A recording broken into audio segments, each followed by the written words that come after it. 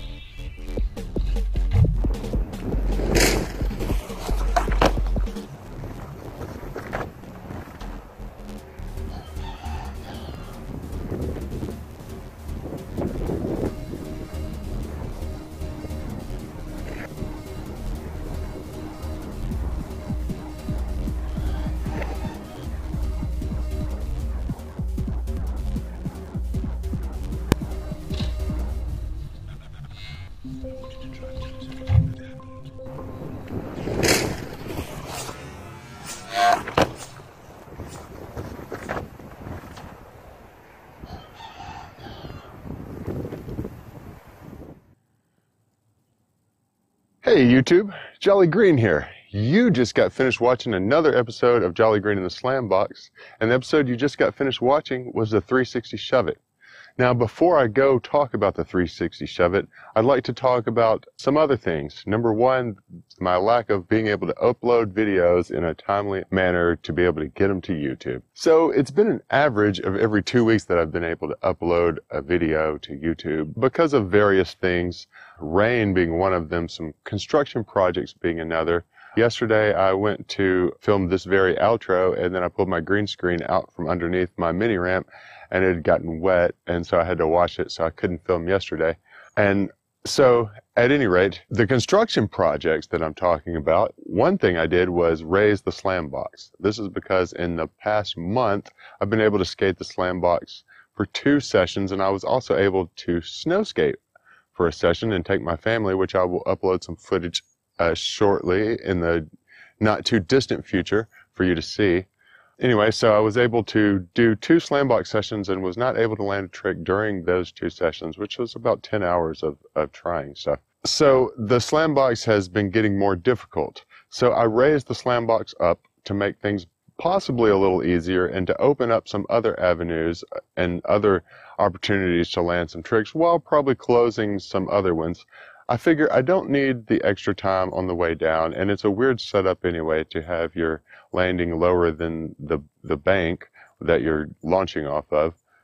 So I set it up to where it's now the height of it. So we'll see how it goes. I think it's going to be a lot better, and I'll land some other stuff, and it'll make things easier for the attachments and stuff that I have.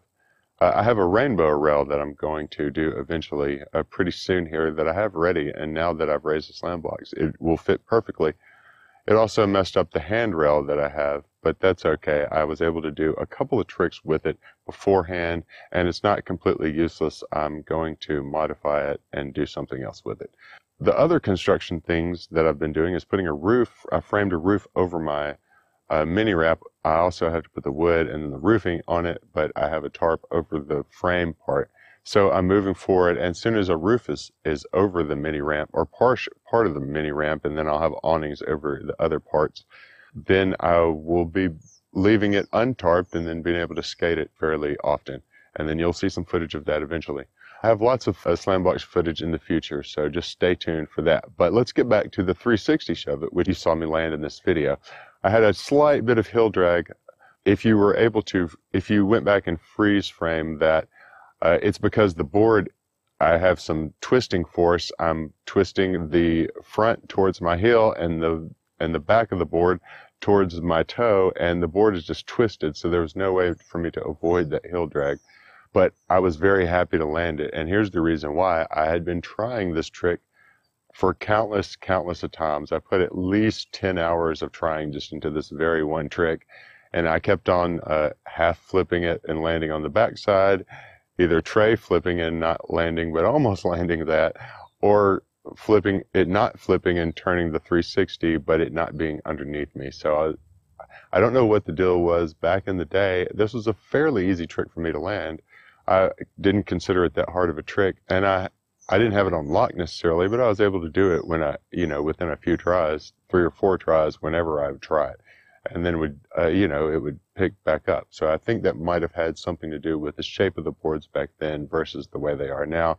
They're a lot flatter, less concave. The tail was different, less kicked up, and the whole board was wider and sort of a flatter entity. So that probably helped a lot with the weight distribution and the way that I did a 360 Shove It, which is not the way that I have to do it now.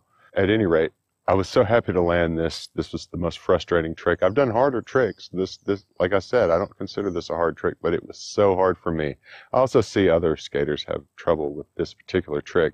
It's not that easy sometimes, and other people just might have it on lock. So anyway, the wind's blowing my camera a little bit, so I might be rocking for you. Make sure you comment, like, and make sure you are subscribed. I've got lots more stuff coming up for you. I'll try to be more regular in the future, and make sure you have a good one, and I'll see you next time, YouTube. Thank you.